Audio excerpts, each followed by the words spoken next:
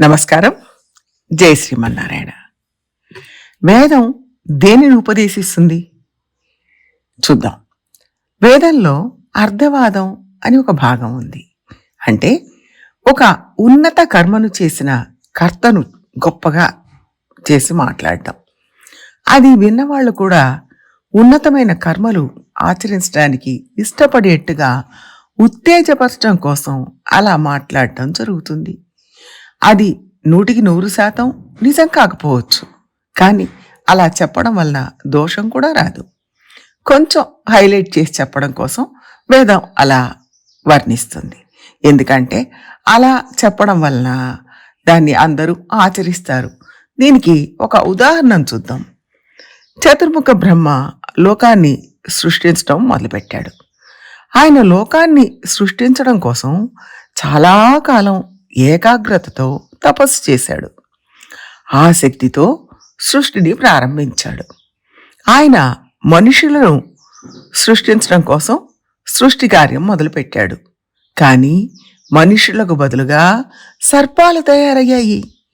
మళ్ళీ బ్రహ్మ ఇంకా తీవ్రంగా తపస్సు చేస్తాడు. తాను పొందిన గొప్ప శక్తితో సృష్టిని ప్రారంభించాడు. ఈసారి మనుషులకు బదులుగా మృగాలు వచ్చాయి. ఎక్కడో తప్పు జరిగిందని ఇంకొకసారి తీవ్రంగా తపస్సు చేసి సృష్టి క్రియను ప్రారంభించాడు. ఈసారి ఆయన సంకల్పం నెరవేరింది. మనుషులను సృష్టించగలిగాడు. వేదంలో దీనికి సంబంధించిన వాక్యాన్ని చూసి కొంతమంది ఏమంటారంటే, ఈయన మనుషులను సృష్టించాలనుకున్నప్పుడు ముందు పాములు, తర్వాత మృగాలు, అంతిమంగా మనుషులను సృష్టించాడు అనుకుంటారు. కానీ ఇంకొక వాదన ఏమిటంటే, సృష్టికి ముందు ఏమీ లేనప్పుడు ఇంకోటి ఎలా పుడుతుంది? కాబట్టి అది వాస్తవం కాదు. అక్కడ ఏదో విషయాన్ని మనకు చెప్పాలనుకొని సంకల్పించి దాన్ని మర్మంగా చెప్తున్నారు. అంటే ఒక కార్యం చేయాలి అని సంకల్పించినప్పుడు ఎన్నో ఆటంకాలు వస్తాయి. మొదటి ప్రయత్నంలో జరగకపోవచ్చు, రెండోసారి కూడా సఫలం కాకపోవచ్చు. కానీ అలసిపోకూడదు.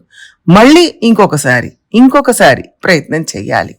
మన సంకల్పం నెరవేరేదాకా ప్రయత్నం చేస్తూ ఉండాలి. అలసిపోకూడదు. అది 10వసారి కావచ్చు, 20సారి కావచ్చు. ఓడిపోయిన ప్రతిసారి నూతన ఉత్సాహంతో మళ్ళీ ప్రయత్నం చేయాలి. దోషాలను సరిచేసుకుంటూ ప్రయత్నం చేయాలి.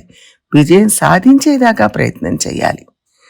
బ్రహ్మ అంతటి వాడికే మొదటి ప్రయత్నంలో తన సంకల్పం నెరవేరలేదంటే మనలాంటి వాళ్ళ పరిస్థితి చెప్పేదే ఉంది. కాబట్టి మనం ఒక పనిని చేయాలని సంకల్పించినప్పుడు ఆటంకాలు వస్తే దాన్ని అధిగమించాలి. నీరసపడిపోకుండా, మనసు సడలిపోకుండా గట్టి కృషితో మళ్ళీ ప్రయత్నం చేయాలి అన్న సందేశం మనకు అందించడం కోసమే ఈ కథ చెప్పబడింది. లౌకికంగా కూడా మనం ఏవో పనులు చేయాలని అనుకుంటాం. అనేక ఆటంకాలు వస్తాయి, వాటిని అధిగమించాలి. సరే, ఇంకొక కథ చూద్దాం. కొంతమంది సత్సంగంగా ఏర్పడి పారాయణ చేద్దాం అనుకున్నారు. అది వినడం కోసం ఆ అడవిలో ఉన్న పలాస వృక్షం అక్కడికి వచ్చింది. అక్కడ జరిగిన పారాయణను విన్నది. భగవంతుడి కళ్యాణ గుణాలను గురించి జరిగిన చర్చలను విన్నది. కాబట్టి వృక్షాలన్నిటిలో పలాస వృక్షం ఉన్నతం అయింది. అందుకనే ఉపనయనం చేసిన వాళ్ళకి పలాస దండం ఇస్తారు. దాంట్లో ఎన్నో ఆరోగ్య రహస్యాలు దాగి ఉన్నాయి. ఇంతకంటే పెద్ద చెట్లు ఉన్నాయి కదా, వాటిని కూడా ఉపయోగించవచ్చు కదా అనిపిస్తుంది.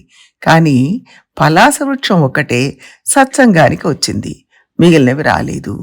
అందువలనే దానికి ఆ గౌరవం దక్కింది. అంటే ఇలా ఒక సత్సంగానికి వచ్చినందుకు ఒక చెట్టుకే ఇంత గొప్పదనం అప్పిందంటే సత్సంగంలో పాల్గొన్న మనుషులకు ఇంకా ఎంత గొప్పదనం ఉంటుంది అని మనం ఆలోచించాలి, అర్థం చేసుకోవాలి. ఇంకొకటి, ఒక సత్సంగానికి వెళ్ళేటప్పుడు దీనివల్ల మనకేం లాభం జరుగుతుంది, ఏం మంచి జరుగుతుంది అని అనుకోకుండా అక్కడికి వెళ్ళడమే మనకు లాభం, వెళ్ళడమే మంచి అని గ్రహించాలి. అది ఈ రోజుల్లో కష్టమే కావచ్చు, కానీ అలా ఏ పని చేసినా నిస్వార్థంగా చెయ్యాలి, తప్పనిసరిగా చెయ్యాలి అని చెప్పడం కోసం వేదం ఈ కథలను చెప్పింది. ఇలాంటి విషయాలని మనం విని ఆచరించి మన జీవితాన్ని మంచి మార్గంలోకి మళ్లించుకోవాలి. ప్రయత్నం చేద్దాం. జై శ్రీమన్నారాయణ.